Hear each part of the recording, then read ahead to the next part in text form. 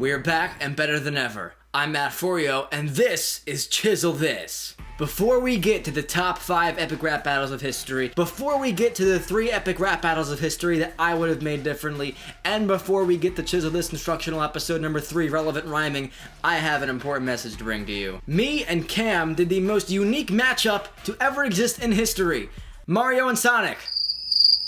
And that's the point. Here's the objective for the new video game rap battles, Mario versus Sonic, and this is also part of why Cam recruited me to help him write this. Mario and Sonic is the tried and true video game matchup everywhere on the internet. Everyone has done it in every single fashion, especially rap battles. All but Mr. Video Game Rap Battles has done this matchup before. So you would think, in theory, that everything that can be said about Mario and Sonic together has been said before. You'd probably be right. That's where I come in. I take these staple matchup ideas and I revolutionize the way that they're utilized. Mario is a plumber, reinvent the way that's conceived. Common catchphrases, tie them in as links and reflections to subject matter instead of just plain insert shots. And you're about to see how this all came together in a way that it's never been brought together before. Now, the way that we make this work is that we have a main idea for each character on both ends of the spectrum, and everything is funneled through this agenda set by each character. We want to be able to extremely simplify every single line into these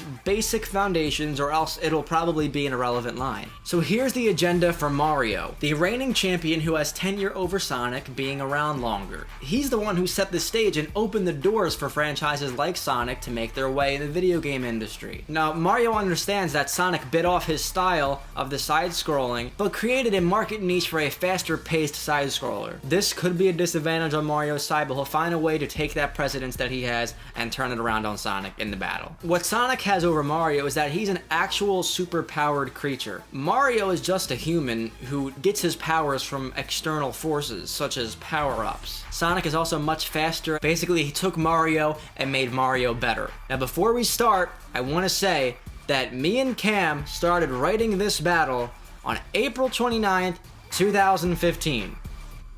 It's almost been an entire year that we've tried to put this together. But in order to get to the root of where these lyrics came from, let's go back to the dark age. Like Sean Ford Stark in an arcade, embarking to shape the video game industry. If there's one mascot, then it's me. We start this battle with a good explanation of the magnitude of the matchup. Before there was light in the world, before there were video games that brightened so many of our days, we lived in the virtual dark age. But then a light formed a stark, crisp silhouette in a dark arcade, and this light would take a wild journey 30 years into the future to this very day, shaping the video game industry in one rap battle. And if there's one person to thank for all this, it's not Sonic. It's insert catchphrase here. It's me. Let's watch you clock out a mock speed, running away from my hedgehog stop spree. So let's watch Sonic try to prove himself, because he's clearly not the person that made all this possible. It's clearly Mario, but let's watch him try. Not only clocking out at mock speed, but being clocked by Mario when he pummels him on the racetrack. Here, Mario insinuates that Sonic only got to be as fast as he is as a survival tactic when Mario was preying on him, trying to escape the rampage of successful Mario games. It's a concept of predator versus prey here, humans versus animals. And he's gonna stomp out Sonic's success, similar to how he stomps out mushrooms and other enemies in the Mario video games. Notice how I flip the intro bro spits, bring a help greater than the one of all six. Now, when I say that me and Cam co-write this, I meant that I wrote a lot of lines, he wrote a lot of lines, and we came together to kind of chisel the lines that each other wrote. This one right here is one that Cam came up with, and there's a couple more that he came up with, so I'm gonna actually have to recruit him for his help to explain some of the lines that he did. Cam, why don't you come over here for a second? Okay, let's do this. Hello everyone, Cam here. I make video game rap battles with Mat4yo sometimes. I'll be explaining all of the lyrics that I wrote in the rap battle Mario vs. Sonic. So the first line is a pretty standard line. You know, Mario throws fireballs, he's a flame-throwing pro bro.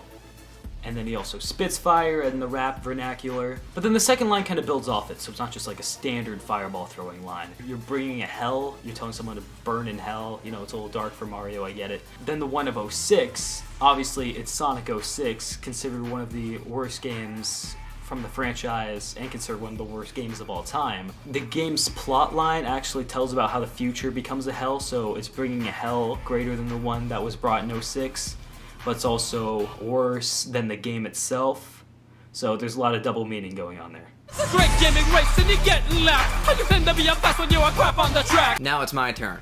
Mario again reiterates the severity of this confrontation. In all iterations of Mario vs. Sonic, the preconceived notion is that Mario is defending his title while Sonic is trying to win that title for the first time. It's always champion versus runner-up, and there's where Mario has the kind of inherent advantage over Sonic, and he has to exploit that in this battle if he wants to come out on top. The paradoxical wordplay here is that Sonic is very fast, duh.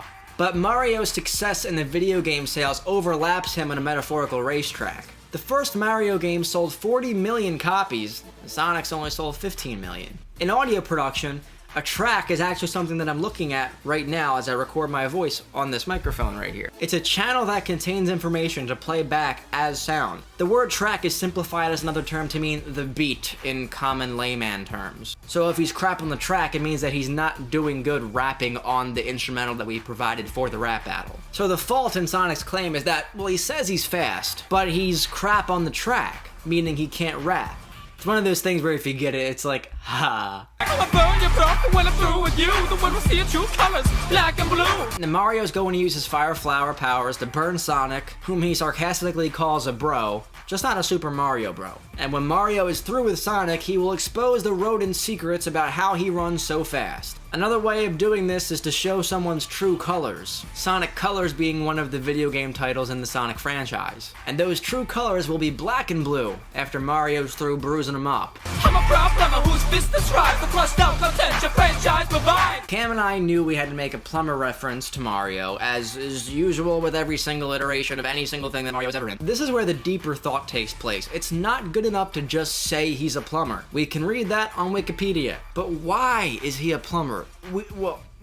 Maybe he went to trade school for it. That's not the point. We want to reinvent the reason of why he's a plumber. We want to reinvent what it means for him to be a plumber and how Sonic relates to that. Well, what do plumbers do? You have to ask yourself these questions. They unclog toilets, they handle sewage, crap, and there it is. Very easy to make a reference to human feces when calling someone terrible. Sonic's games are crap, and Mario plunges crap. The more you know. Let's take it further. How can we make this a roundhouse kick instead of a direct punch? We introduce the concept of plumbing and then redirect the reasoning of its inclusion in the second line. Why did we bring up plumbing? Well, here's why. I'm a plumber and my business is thriving because you produce so much crap and I have to plunge it all out whenever somebody buys your games. My big red button, so you'll see soon. And you still blow up with one sonic boom. Now this is actually one of my favorite lines that I wrote in this entire thing. Actually, when I wrote this about a year ago, Sonic Boom had kind of just come out, and everyone was like, this is the worst thing ever. It's worse than Sonic 06. It's terrible. And, you know, there's a play on words there, Sonic Boom, and the legacy's blowing up like a Sonic Boom. But also, there's the whole Big Red Button thing. So Big Red Button was the company that made Sonic Boom, and the travesty that it was. And so if you're pushing a button, you're causing an explosion or a Sonic Boom. But also, don't push my buttons. Don't push my big red buttons, because Mario's red. Just don't push my buttons, or your legacy will blow up, like it did in Sonic Boom. The blue blur speeding around, storming your car, screwing the street rat, crawling in the sewers of New York. Sonic starts by saying that he, in fact, is the one who's blazing through Mario's courses and providing a competition for him in the market. We fabricate this market in New York City, where Sonic condemns Mario to the eternal state of the unsung hero. With no real goals that help anyone else besides his own well-being with the princess, he is the underground version of a superhero. Nobody knows him because he's not helping anyone. Now the reason that we use this analogy, especially with New York City as our city of choice, is that because in an interview, Shigeru Miyamoto said to the Game Hunters, I think with Mario Bros we had a setting of course that was underground, so I just decided Mario is a plumber. Let's put him in New York and he can be Italian. There was really no other deep thought other than that.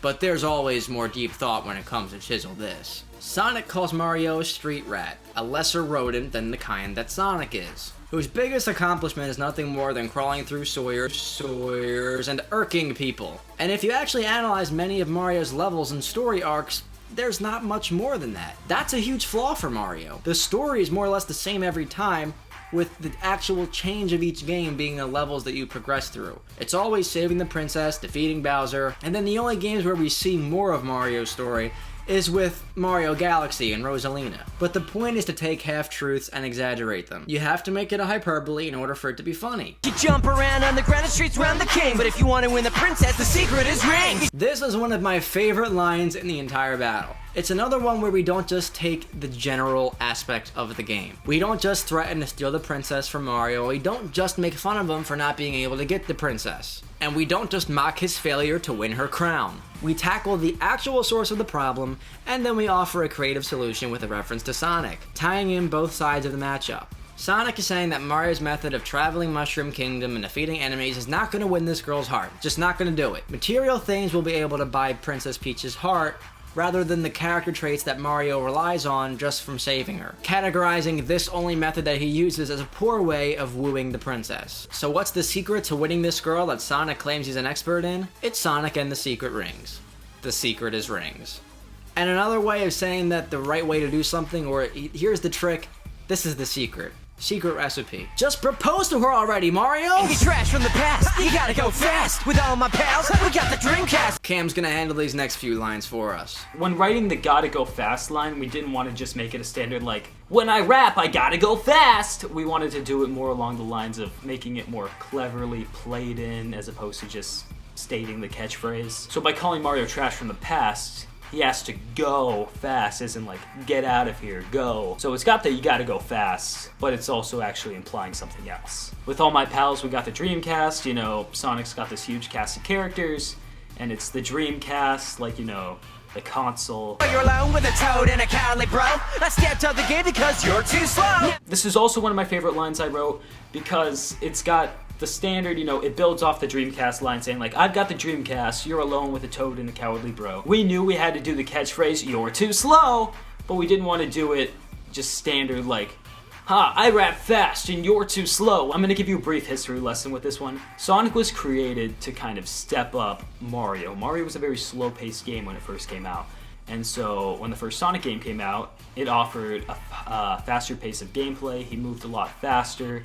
And so Sonic was essentially stepping up the game because Mario was too slow. Now I'll show you with the speed of light how to spin dash attack, how my lyrics will ride. So this is another taking the catchphrase, now I'll show you, when he turns Super Sonic in the Super Smash Bros. Game.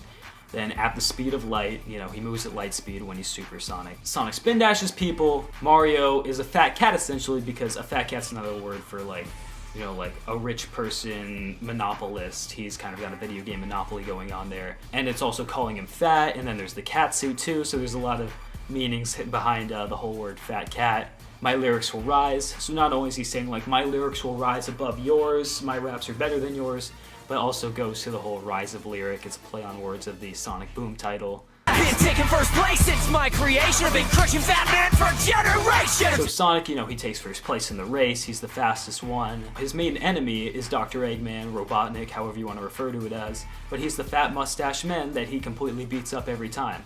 So he's saying like, I've been crushing fat men like Mario, but also like Dr. Eggman. I've been crushing these fat guys for generations, and then Sonic Generations. It's a play on that game title. So, yeah. Taxidermies, you can get your flight secured, but you're just a subspecies who's high on shrooms. This is a call out to the animal abuse issue that the Mario franchise experienced in regards to the Tanuki suit. But if you take a look at the Mario Wikipedia page of controversies regarding the franchise, it says, after the release of Super Mario 3D Land, the animal rights group People for the Ethical Treatment of Animals, otherwise known as PETA, created a website entitled Mario Kills Tanuki, blah blah blah, to promote their anti-fur campaign with regard to the live skinning of raccoon dogs or tanukis. And then the Mario company rebutted saying that it was all for fun, and then PETA was like, yeah, we didn't really mean that it was that serious. We were just saying like, hey, like, maybe you shouldn't do this. But regardless, it was a controversy, and even the slightest things that have any weight in the character traits have to be targeted and made into a hyperbole. So making a reference to this scandal, Sonic claims that Mario has no real talent other than the external help that he receives from power-ups. Remember I mentioned this earlier. He continues the allegations that Mario is a subspecies of superhuman, unlike Sonic, who is inherently gifted with his powers. Mario's culture is so strange specifically the taxidermy tanuki suit fit for a human, that the creators must have been high on shrooms when they were coming up with this stuff. Shrooms being an obvious reference to the mushrooms that Mario eats to gain these power-ups, directly leading into... Devour all your power-ups, you'll still be beat. If you are what you eat, then say hello to my feet. Now this is another innovative way to turn the tables on what would be an advantage for Mario. One of the best ways to diss someone is to take an advantage that they might have over you and twist it around to make it an advantage that you will have over them. For example, Mario arguably becomes more powerful than Sonic when he gets these power-ups. However, if we follow the idiom you are what you eat, Mario would metaphorically be one of these mushrooms. And in the Mushroom Kingdom, as evidenced by Goombas, it is open season when stomping on mushrooms with your feet. Mamma mia! With this abuse, I'm gonna give kids a real reason to sue. Mario claims that Sonic's verse was so bad and in such poor taste that it will look like Mario is abusing him with how good his lines were. To rebuttal the claims about the animal abuse scandal, Mario says that he will give PETA a real reason to be angry when he abuses the hedgehog. You haven't seen anything yet. You ain't living my shadow, blowing me as the bull. With a reference to two enemies from both franchises, Mario says two things here. He uses Shadow the Hedgehog to suggest that Sonic has always lived in the shadow of Mario, as Sonic was merely a faster-paced spin-off of the side-scroller. We transition into the Mario franchise at the point where Sonic literally transitioned into the Mario franchise, Super Smash Bros. Brawl. Mario is saying that trying to brawl against the person who made you is taboo, or unacceptable due to the fear of supernatural repercussions. It would also make sense to suggest that brawling Mario is fearfully equivalent to brawling Taboo, the name of the ultimate boss from the Subspace Emissary in Super Smash Bros. Brawl. And here we have my proudest line in the entire battle. Let's count the references here. The original formula for the Mario games is side-scrolling, in which the screen progressively follows the character as it moves along. And in some levels, if you don't keep up with the screen, well, the screen will run you over. If Sonic the Hedgehog were to be run over, say for instance by a car, that rodent would be roadkill. That was 2. Number 3. Mario is going to drive into Sonic, turning him into that roadkill. But the word drive-in leads us to point number 4. Mario is also going to drive into the fast food chain of the same name, Sonic. A drive-in styled restaurant where you drive into a booth and you eat in your car. At Sonic, the waiters and waitresses wear roller skates as to optimize the Sonic speed delivery of your food. Which brings us to point number 5. Mario will turn Sonic into his meal when he runs him over, and since Sonic is fast, Sonic would inherently be fast food. Ultimately, this line says, and this is complicated, so buckle up here, I'm gonna read this. I will use the methods of which my game mechanics run to run you over into roadkill after driving you into fast food like the drive-in fast food chain that shares your same name, Sonic. Sega will be nothing else one trick rat. This vamp's more annoying than Big the Cat. So I just kind of wanted to throw this line in there. Sega would be nothing without his one trick rat. You know, it's he's the face of Sega. How many other huge Sega characters do you know besides Sonic? If it wasn't for Sonic and his one speed gimmick, Sega would not really be a company. While Nintendo, on the other hand, kind of, you know, they have Mario, Link, Pokemon. They have this huge lineup of titans in the gaming industry. And his fanboy's more annoying than Big the Cat. So we all know Big the Cat is one of the most annoying characters in Sonic. If you ever played Sonic Adventure, you know his levels are the absolute worst. And then the Sonic fan base is known for being a little bit, we'll just say annoying.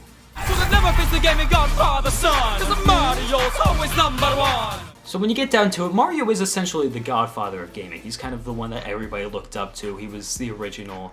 And then it's also, you know, he's Italian, so you got that going for him. And then, because Mario's always number one, that's the whole, his big finishing catchphrase, you know, Mario's number one.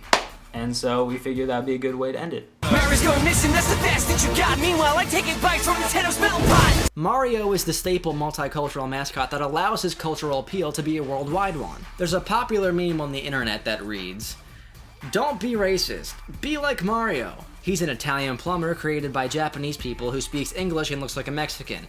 And then there's some other slurs that get offensive later into that, and I don't need that kind of backlash in my life right now, so Anyway, Mario is what you call a melting pot of cultures, a term used to express diversity in a group. A melting pot is also an appliance in which you use to cook food. For example, fondue. Sonic threatens to take not 1, not 2, but 8 bites out of the melting pot that Mario is. 8 bites being a unique reference and a spin on the 8-bit reference that we usually see to the popular gaming generation that Mario originated from. Notice how we play with the term race here? In a rap battle about a character known for being super fast, or being in races. And if we want to take this further, that is where Sonic got his powers from, you know. He bit off all of Mario's races. Except the races that Sonic inherited from Mario were kind of transfigured quite literally and turned into running races instead of cultural races. We're not racist here! Spin chaos on the biggest salad from Japan. Flatten this Goomba like paper, so you better jump, man. So, you know, flattening someone, crushing someone, another way to say you're gonna subdue them, overcome them. And then calling him a Goomba, you know, you flatten Goombas in the Mario games. But also, Goomba is another way to basically insult an Italian guy. If you call an Italian guy a Goomba, that's not a good thing, don't do that. So you better jump, man. So he's saying like, I'm gonna flatten you, so you better jump and get out of the way, because Mario's known for jumping to either avoid stuff or basically he defeats his enemies by jumping. But he's also saying, so you better jump, man. And Mario's original name in the Donkey Kong games was Jumpman, so it's a play on his original name. Yeah, so your title since they're all the same. Although you're harder than I did at the Olympic Games. So if you look at Mario's main series titles, they're all very similar in style, you know. Pretty similar level design.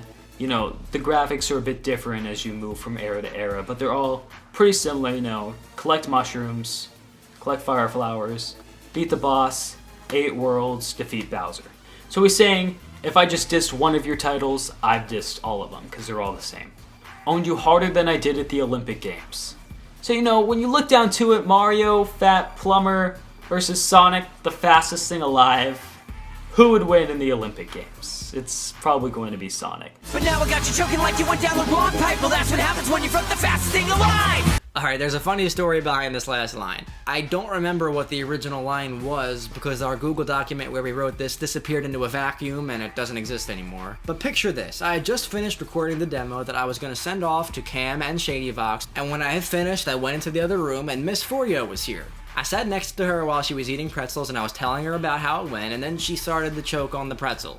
I asked her if she was okay, to which she responded, "It went down the wrong pipe." I immediately went back into the booth to change this line as Mat4yo continued to choke. Don't worry, she's okay now, but all for the sake of this beautiful ending line here. As we know, Mario travels through pipes as warp panels throughout the game. Sometimes there are pipe decoys that Mario cannot warp through, and they sometimes contain traps like piranha plants. Mario would be choking in his rap performance if he were to go down the wrong pipe, in the same way that he would be choking on food if it were to go down the wrong pipe, like it did with Mat4yo. But she's okay now. And that's what happens when you rap against the fastest thing alive. Speaking of very fast things, this instrumental is a fast instrumental. You either go by a certain meter that allows it to be very fast, or you take it apart and go very slow. And when I first heard it, that was the first thing I thought of. I was very worried that we weren't going to be able to pronounce these accents the way we needed to when the instrumental was so fast. You have Mario, who speaks in an Italian accent, and a lot of those accents have tails on the end of the word that make it have the Italian flair to it. Let's go! It has to come out and fade out like that, or it's going to be, let's go! So you don't have that. You just have me sound like a little mouse. That's not what we need. We need to have that Italian flair, or it's not going to sound like Mario. So, let's go back to the Dark Age. A lot of the R sounds have like a sort of pressed R when you have to almost roll your tongue on it, but kind of not, like Dark Age. It's not dark. They don't pronounce the R like that. So when I first thought of this, I was very skeptical as to whether or not we were going to be able to pull off the accent. And I think that it worked well after we consolidated the lyrics. There were also a lot of words in Mario's verse that we had to cut out, and some syllables that Cam cut out when he actually rapped as Mario. But in my demo, I kind of prioritized the accent, whereas I would have found a happy medium right now, today. Cam kind of figured that out on his own after he saw my demo and saw what he liked and didn't like in the way that the words were structured and overlap with each other. So I'm gonna let you hear right now what I sent to Cam and what I sent to ShadyVox, and how my version of the rap battle differs from the final outcome. Take a look at Mat4yo's version of Mario vs. Sonic. Video Game Rap Battle! Player 1, Super Mario! Player 2, Sonic the Hedgehog! Let's go back to the Dark Age. Where the lights shone for stock in an arcade, marking to shape the video game industry. If there's one mascot today, it's a me. Let's watch you clock out and mock me, running away from my hedgehog stomp spree. Notice how a flamethrower provokes me, bringing you ahead far worse than anyone of all six. It's a great gaming race and you're getting overlapped, and you claim to be fast when you're crap on the track. I'm batting you, bro, when I'm through with you. To see your true color, black and blue. I'm a proud plumber whose business thrives. Flush out content your franchise provides. Push my big red button to say so. Your franchise will blow up and one sound like a boom. The blue blur speed around and storming your course, screwing the street rat, crawling in the sewers in New York. They jump around underground the streets, Ryan the king. But if you wanna win the princess, the secret is real. You're trash in the past, you gotta go fast. With all my pals, we got the Dreamcast. While you're alone with a toad and a cowardly bro, I stepped up the game cause you're too slow. Now I'll show you and the speed of light, how to spin dash a fat cat as my lyrics rise. Take the first place since my creation, bashing fat mustache meant for generations. Dermot Kanuki can get you fly as a coon, but you're just a subspecies who's high on shrooms. Devour all your power-ups, you'll still be beat. And if you are what you eat, then say hello to my feet. Mamma mia, this a kind of abuse. I'ma give Peter a real reason to sue. You live in my shadow, rolling me is taboo. Let's throw you to road, get you into fast food. A Sega will be nothing without its one trick rat. The that's more annoying than Big the Cat. You should've never faced the game that got father son. It's a Mario, always number one. Mario is going missing if it's the best of these guys. When I take 8 fights out of Nintendo's token melting pot, spitting chaos, I'm the biggest seller from Japan. Fatless Goomba like paper, so you better jump, man. Install your titles since they're all the same. Owned you better than I did at the Olympic Games. Now I got you choking as if you went down the wrong pipe. That's what happens when you're up against the fastest thing alive. Even though it was just a demo, I had to at least try to pronounce these words as if they were the accent, because it would be a fallacy to say that all the words fit when I'm talking in my own voice, and then have you try to do it in the Mario voice where the inflections are different. So we had to be very careful about how we place these words, and especially if certain lines in succession were done in one take, some of the accent was sacrificed for the sake of pronouncing the word. So you saw how both of them worked. I think it came together really well. The animator did a spectacular job on this animation. I mean, you can't get more real than this video, because like I said in a previous episode of Chisel This with Deadpool and Boba Fett, when you have the mask to cover the face, there is a very small amount of room that separates the real deal from the imitation. And when you have these characters coming to life like this, you have the closest representation of what could ever possibly be Mario versus Sonic. And even the animation did such a good job at visually portraying some of what I meant to say in the lyrics, and the animator totally had fun with that, and you can totally tell too. So please check out Cam's channel, please check out ShadyVox, and please check out the animator Slim Play, because we all had such a special part in making this happen. You have the minds to make this different than the rest. You have the professional voice actor to make this Sonic so much more believable than it would have been. And then you have the animator to make this come to life in what I would consider to be the zenith of animation that anyone would ever dare to try in a medium like this. This was great. That's why this Chisel This episode had to happen. And that's why we're here showing you the art of these things so you can extract some of it and do something spectacular on your own.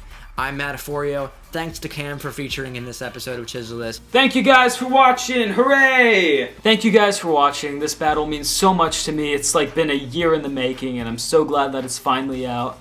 Thanks again for watching this video. If you want to subscribe to my channel, I'll be posting Mateo, you better put something up here. I'll be posting a behind the scenes video at some point where I'll be talking about how it all came together, from the lyrics to the recording to the animation to the publishing of the video. And you'll be notified when it comes out. What am I doing? You did this to me, Mateo. You did this. And that's all for yo today. I'll see you guys later. Video Game Rap Battle!